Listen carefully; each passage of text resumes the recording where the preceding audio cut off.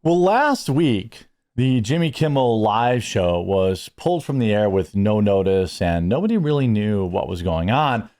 But they did seem to have time to release a podcast with Jimmy Kimmel and his perpetually unhappy, sour-faced wife, who is also a producer on the show, and she revealed that she's totally insane. Now, if you want to connect the dots into why maybe this isn't going so well for him, I think there's some interesting things brought up by Karma Patriot on X worth pointing out, and this video is absolutely wild. Let's take a look. By the way, huge shout out to everybody who's stocking up for their Thanksgiving over at coffeebrandcoffee.com. Highly recommend, if you know they have a regular coffee maker, bringing our maple cream with you or getting it for your guests. We obviously have a lot of other options, but I think maple cream goes great with like pumpkin pie desserts and things like that. Or if you don't want to risk it on flavors, and you know they have a K-Cup machine, which most people do, our cherry cordial and tangerine are 50% off until they're gone. But I highly recommend our 004 Premium Dark Roast, an absolute delicious coffee post-meal. And you can help us out by, spreading the word of Coffee Brand Coffee. Links both in the description. Jimmy Kimmel's wife cut ties with Trump voting family.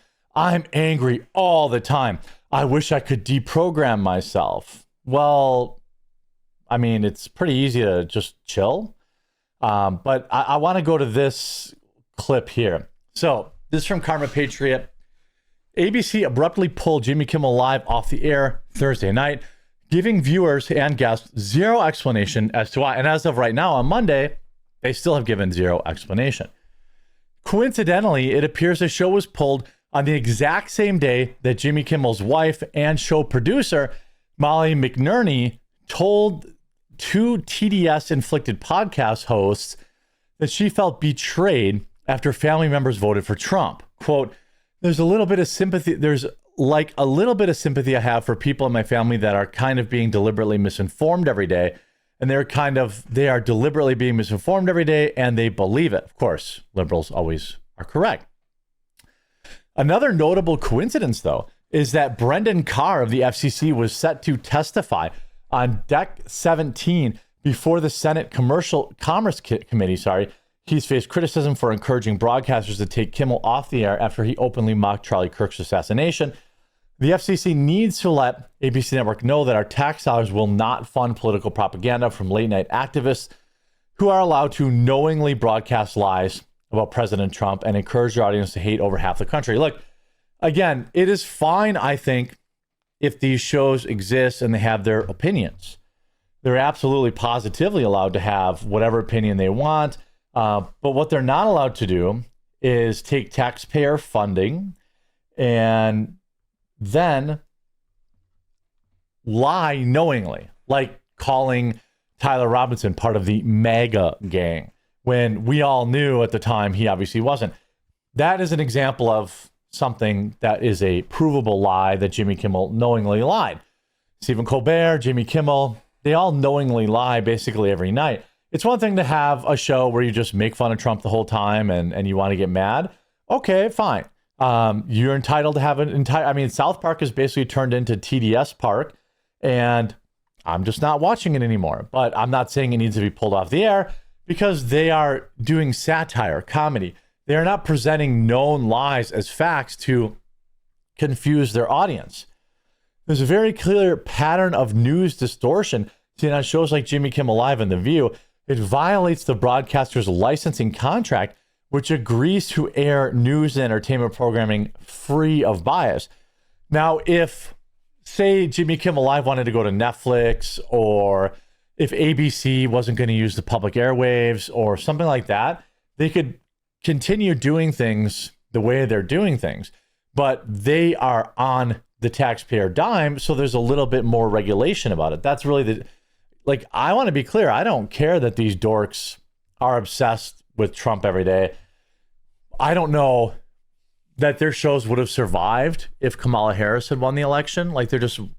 Their entire audience is just TDS people now. But if you look at this this podcast. It is humiliating for Jimmy Kimmel. And imagine you have to wake up to this sourpuss face every day too. Thankfully, my immediate family, they did not vote for Donald Trump. Okay. They did the first time, a few of them. We flipped them the second time. We flipped them the second time. Nah, let me tell you what actually happened, lady. They told you they didn't vote for Trump the second time, but I assure you that they did. There is nobody that voted for Trump the first time that was like, I'm going to vote for Joe Biden now. Like, that is a mythical voter. There may have been 4 or 5 of them, and they probably died and got their vote for Joe Biden somehow. Like, that is a mythical voter. Just like New York tried to say, oh, I voted for Trump, but now I'm voting for Mamdani. Nah, you didn't do that. That never happened. You're literally a plant. It's weird.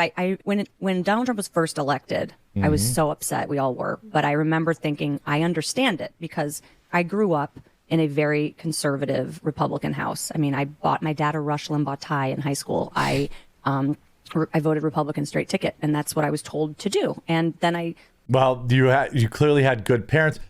Now, of course, I will say there are plenty of Republicans that suck. Eye Patch McCain would be one. Neocons would be one. Republicans who want American boots on the ground in Ukraine, they exist. They suck. Republicans who want boots on the ground in Israel or Iran or any of these other desert lands, they suck. All right. But in general, all Democrats suck. left St. Louis, Missouri, and I met people from different backgrounds, and I started to understand different things and different needs and different people. You mean you went to LA?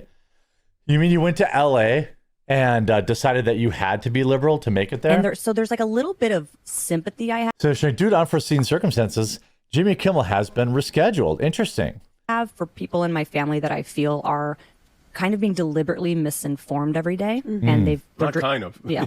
They're deliberately being Yeah, not kind of. So when Trump misinforms somebody, it's a bad thing.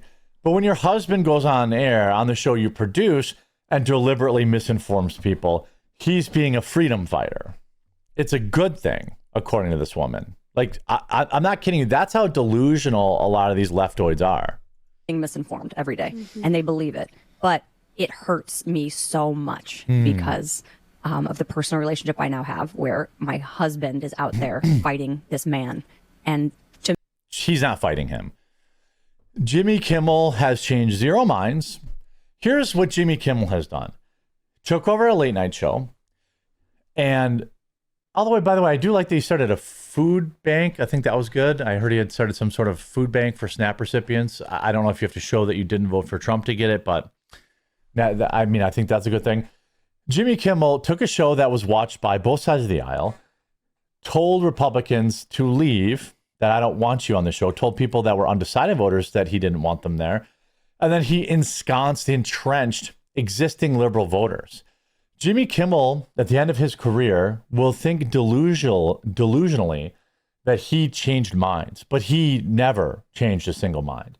He didn't change any minds. All he did was drive a show into the ground and basically sully his career, and maybe to appease his leftoid wife. I don't know. I mean, I think that Jimmy Kimmel might at one time have been more open-minded, but now he's just full-on delusional, and it probably has something to do with his wife. To me, them voting for Trump is them not voting for my husband and me and our family. And okay. I unfortunately have kind of lost relationships with people in my family because of it. It's like You're a loser then. Let me tell you, I have family members that are hardcore Democrats and Kamala fans. I have a girl on my bowling team that is like literally unironically calls herself a feminist, but we're family. And so I would never risk that relationship over some dork who's in office for 4 years, right? Family is forever. Whoever's president, that's going to change every 4 years, sometime sooner. And like the idea that you're so deranged, like I just think this is an exclusively left, like Trump derangement syndrome product. I don't believe that. I mean, if there are people on the right who like stop being friends with people because they're Democrats, you're a loser. If you cut off your family, you're a loser. Family is important. And I guess it doesn't surprise me that the party of abortion and destroying the nuclear family would be so willing to give up on their family because of how they voted. So once Trump's not in office anymore, are these people still not going to be, you're not going to talk to them? Like it's just, this is the person you want to be. This is the lesson you want to teach your kids. Because we have a small disagreement about some dork who I've never met, who will probably not affect my day-to-day life for 4 years, I'm going to cut you out of my life. Like, you are truly privileged and truly deranged. Like, this is not just Republican versus Democrat for me anymore. Oh, it is, to me, it's family values. And it's really hard for me because I grew up believing so I assume you think Christian ideals of taking care of the sick and taking. So you hate your dad then, probably, who's a Republican, right? Well, I think that's safe to say. Care of the poor. And I don't see that happening with this Republican Party. We don't take care of the poor? Girl, 42 million Americans received SNAP under Donald Trump. I'm pretty sure we're taking care of the poor. And so I feel like I'm kind of in constant conflict and I'm angry all the time, which isn't healthy at all. But I like personalize everything now. When I see these terrible stories every day, I'm immediately mad at certain aunts, uncles, cousins who put him in power.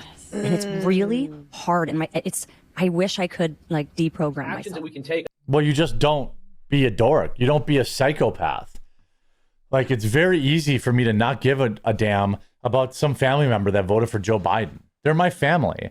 I'm not going to agree or disagree with every little thing they do, but I'm certainly not going to have a deranged meltdown and get irrationally angry. I'm not going to allow some president to have that much power over my life and my emotions, especially if it's emotions of hate. Like, you're just letting the evil win. Like, when Joe Biden was president, it wasn't ruining my day every day. I mean, yes, he was a terrible president, the worst in my lifetime. Actually, no, Bush Jr. is probably the worst in my lifetime. But like, if you let these dorks, control this much of your life, like, it's ruining her life. Like, if you are really like anti-Trump, wouldn't you be telling this woman like Trump's winning? You just told Trump that he's winning, that he controls your entire life, that you have irrational emotions tied around things that he does that affects your family. Like, just check out for 4 years. Like, these people are huge losers. Hope you enjoyed this video. If you did, make sure you leave a like on it. If you haven't yet, please subscribe or follow down below, and we'll talk to you again real soon.